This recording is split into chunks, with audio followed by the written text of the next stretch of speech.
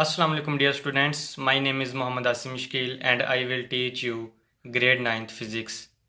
Last topic में students हमने discuss किया था चैप्टर नंबर 2 काइनेमेटिक्स का topic 2.5 article graphical analysis of motion, जिसमें हमने फर्दर डिस्कस किया था डिस्टेंस टाइम ग्राफ। सो आज के लेक्चर में हम स्टडी करेंगे स्पीड टाइम ग्राफ। तो आइए स्टार्ट करते हैं। तो students, chapter number 2 kinematics, the topic is speed time graph. Students, in speed time graph the time is taken along x-axis.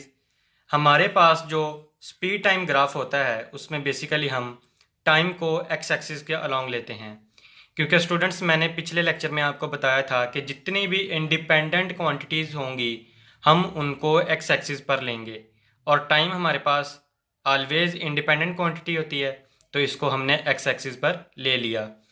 इसी तरह similarly while speed is always taken along Y axis, और जितनी भी हमारे पास डिपेंडेंट केस होंगे, dependent quantities होंगी, उनको हम वर्टिकल एक्सिस मतलब अपना वाई एक्सिस पर लेंगे। तो इसी तरह स्पीड को हमने वाई एक्सिस पर ले लिया।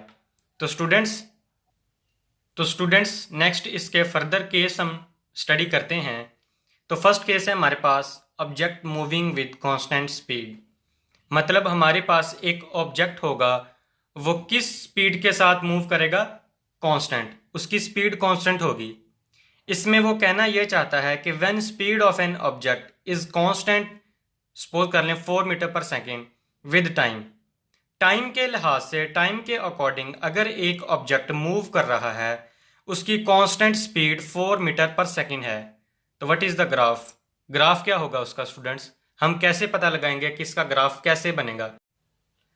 तो स्टूडेंट्स, हमने एक्स एक्सिस पर टाइम ले लिया जिसको हम सेकंड्स में मेजर करते हैं, और वर्टिकल एक्सिस मतलब वाई एक्सिस में मैंने वेलोसिटी ले ली जिसको हम मेजर करते हैं, जिसका यूनिट है मीटर पर सेकेंड।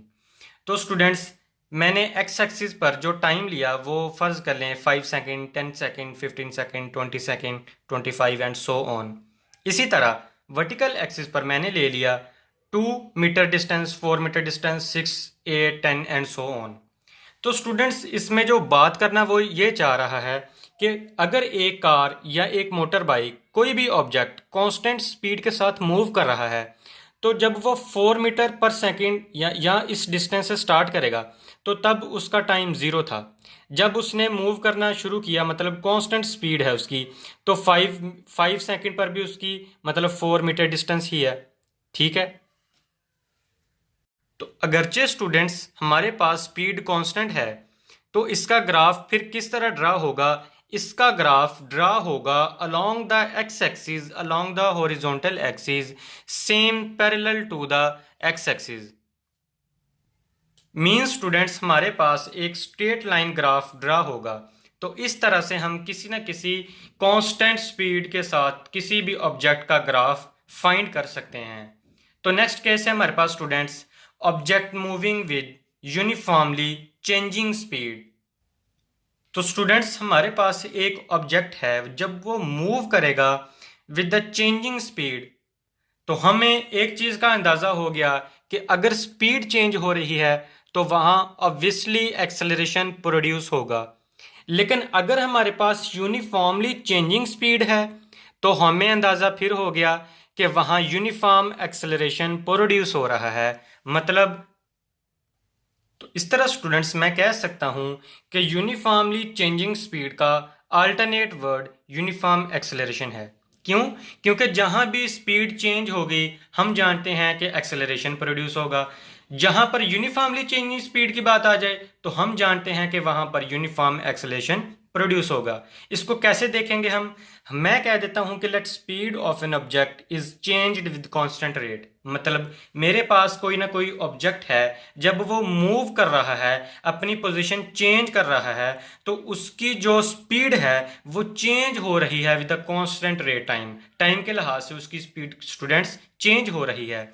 तो हम इसको देख लेते हैं कि वो कह रहा है कि slope of line gives magnitude of acceleration.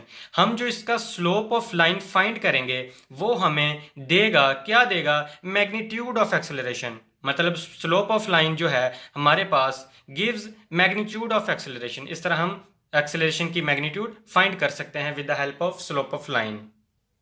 तो इसी तरह स्टूडेंट्स मैं कह सकता हूं कि वो जो स्लोप ऑफ लाइन है वो बेसिकली हमें बताएगा मैग्नीट्यूड ऑफ एक्सेलरेशन।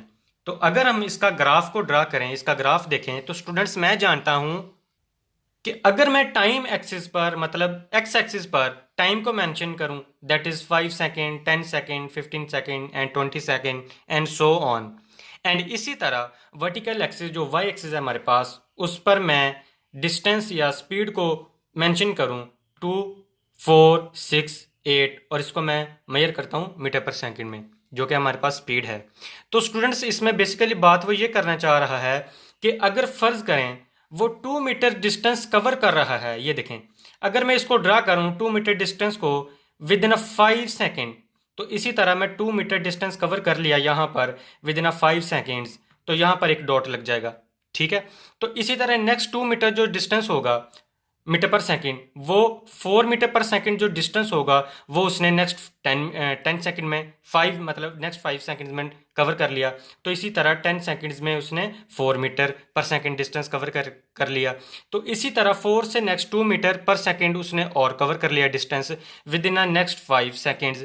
तो इसी तरह स्टूडेंट्स 15 सेकेंड्स में उसने कवर कर लिया 6 मीटर पर सेकेंड डिस्टेंस। तो इसी तरह स्टूडेंट्स मैं कह सकता हूँ कि मेरे पास अगर कोई ऑब्जेक्ट है, वो लास्ट जो हमारे पास अपना इंटरवल है 20 सेकेंड्स में वो कवर कर रहा है डिस्टेंस 8 मीटर पर सेकेंड। स्टूडेंट्स बात गौर से सुनिएगा कि ये जो मेरे पास पॉइंट ए है, इसको मैंने पॉइंट ए का नाम दे दिया, और ये जो मेरे पास पॉइंट है, इसको मैंने पॉइंट बी का नाम दे दिया। इसमें वो बात ये करना चाह रहा है, लेकिन पहले हम ये देख लेते हैं कि ग्राफ कौन सा बनेगा। स्टूडेंट्स मैंने आपको पिछले लेक्चर्स में बताया था डिस्टेंस टाइम ग्राफ में कि अगर हमारे पास इस तरह का ग्राफ बने जो हमारे पास इस तरह की लाइनें ड्रा करवाता है, इस तरह की, तो हमारे पास स्ट्रेट लाइन ग्राफ ड्रा होता है। ये देखें आपके सामने, मैंने इसको ओरिजिन से ड्रा किया और जहां तक ये जा रहा है with in straight line draw हो गया। तो स्टूडेंट्स बात अब गौर से सुननी है आपने कि अगर मेरे पास ये जो पॉइंट है इसको मैं नेम दे दूं ए, ये जो मेरे पास पॉइंट है इसको मैं नेम दे दूं बी, तो इसकी जो यहाँ पर स्पीड होगी वो हमारे पास सपोज कर लें इनिशियल वेलोसिटी है, मतलब फर्ज करें यहाँ से इसने स्टार्ट किया मूव करना, तो ये हमारे पास वी आई है। और ये जो पॉइंट बी है इसको मैं नेम दे देता हूं वी एफ का, मतलब फर्ज कर लें यहाँ पर ये स्टॉप कर गया है, वैसे तो आगे जा रहा है इसका ग्राफ, लेकिन मैं सपोज कर रहा हूं कि फर्ज करें अगर ये यहाँ पर रुक जाता है तो ये इसकी फाइनल वेलोसिटी होगी, अगर ये यहाँ से मूव कर रहा है तो ये इसकी इनिशियल वेलोसिटी होगी। तो ये देखें स्टूडेंट्स, अगर मेरे पास ये पॉइंट ए है तो इसने यहाँ से स्टार्ट किया मूव होना और पॉइंट बी पर जाकर स्टॉप हो गया, तो इसको पॉइंट 2 मीटर पर सेकेंड डिस्टेंस से लेकर 6 मीटर पर सेकेंड डिस्टेंस तक कितना टाइम लगा, इस पॉइंट से लेकर इस पॉइंट तक कितना डिस्टेंस इसने टाइम टेकन रिक्वायर किया। तो मैं जानता हूं कि यहाँ पर टाइम 5 सेकेंड्स है और यहाँ पर टाइम 15 सेकेंड्स है, तो 15 - 5 that is equal to 10 seconds उसने कवर किया डिस्टेंस 2 से लेकर 6 तक। तो स्टूडेंट्स अगर हम इसका एक्सेलरेशन फाइंड करें तो इसका एक्सेलरेशन कैसे फाइंड करेंगे, मैं जानता हूं कि acceleration is equal to V F minus V I divide by 2।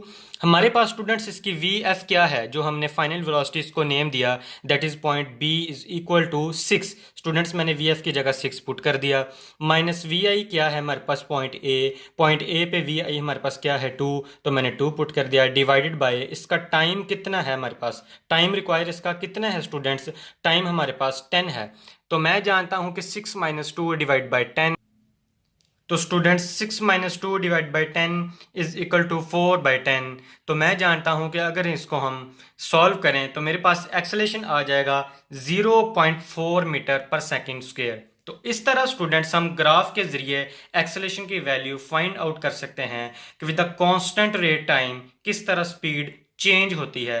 तो इसको हमने कहते हैं कि ऑब्जेक्ट मूव कर रहा है with the constant rate time, उसकी स्पीड यूनिफॉर्म एक्सेलरेशन चेंज हो रही है। तो ये स्टूडेंट्स हमारे पास एक्सेलरेशन फाइंड करने का फॉर्मूला था। क्लियर। नेक्स्ट हम बात करते हैं distance travelled by an object moving, या आप यूं कह सकते हैं स्टूडेंट्स कि हमारे पास distance travelled by an moving object क्या होगा। अगर मैं आपसे कहूं कि area under a speed time graph represents the distance travelled by object. इसका मतलब क्या है? तो स्टूडेंट्स, इस बात का मतलब क्या है कि हमारे पास एरिया अंडर द ग्राफ ये क्या चीज़ है। अगर मैं आपसे कहूँ कि मेरे पास, सपोज कर लें, ये vertical axis and this is horizontal axis. Students, suppose करें कि हमारे पास एक ऑब्जेक्ट है, इसने पॉइंट ओरिजिन ज़ीरो से मूव करना स्टार्ट किया, इसकी स्पीड ज़ीरो थी। इसने आहिस्ता आहिस्ता मूव करना स्टार्ट किया और इसकी स्पीड थोड़ी देर बाद 100 मीटर पर सेकंड पर पहुंच जाती है। ठीक है स्टूडेंट्स, अब ये 100 मीटर पर सेकंड फर्ज कर लें मोटरवे है, तो ये हमारे पास कांस्टेंट स्पीड के साथ मूव कर रहा है एक ऑब्जेक्ट। अब यहाँ पर कोई ना कोई स्टेशन आ जाता है, ठीक है, तो इसने यहाँ पर आकर ब्रेक लगा ली तो इसकी स्पीड आहिस्ता आहिस्ता आहिस्ता आहिस्ता 0 पॉइंट पर आ गई। मतलब इसकी ये जो वी आई थी इनिशियल वेलोसिटी, वो हमारे पास 0 थी। तो इसने आहिस्ता आहिस्ता 100 मीटर पर सेकंड पर स्पीड बढ़ा ली, तो इसकी जो स्पीड थी वो बाद में कांस्टेंट हो गई। तो एक पॉइंट ऐसा आया, उसका स्टेशन ऐसा आया जहां पर उसने ब्रेक लगाई, तो वही ऑब्जेक्ट हमारे पास स्पीड स्लो कर गया, डाउन हो गई उसकी स्पीड, तब उसकी जो वी एफ होगी वो हमारे पास ज़ीरो हो जाएगी। कहने का मकसद ये है स्टूडेंट्स, हमारे पास जो ऑब्जेक्ट था उसकी स्पीड पहले 0 थी, आहिस्ता आहिस्ता 100 पर पहुंच गई, उसने 100 मीटर पर सेकंड के साथ कोई ना कोई डिस्टेंस ट्रेवल किया, दोबारा उसने जब ब्रेक लगाई तो हम उसके पास उसकी स्पीड 0 हो गई। अब ये जो स्टूडेंट्स हमारे पास ग्राफ बना है इस तरह, इसका जो एरिया अंडर द ग्राफ होगा, इसको हम कहते हैं कि ये रिप्रेजेंट करता है हमारे पास distance travelled by the object. तो आई होप स्टूडेंट्स आपको क्लियर होगी ये टर्म कि area under the graph, area under a speed time graph, ये क्या चीज़ है। जाहिर सी बात है, एक्स एक्सिस पर मैं टाइम ही लूँगा और वाई एक्सिस पर मैं स्पीड ही लूँगा। तो स्पीड को पहले हमारे पास 0 थी, फिर 100 मीटर पर सेकंड हो गई, फिर आहिस्ता आहिस्ता हमारे पास फिर 0 हो गई। विद द टाइम स्पीड हमारे पास इसका ये ग्राफ बना कि इसने यकदम 100 पर ले गया, फिर स्पीड इसकी कांस्टेंट रही, फिर यह हमारे पास 0 हो गई।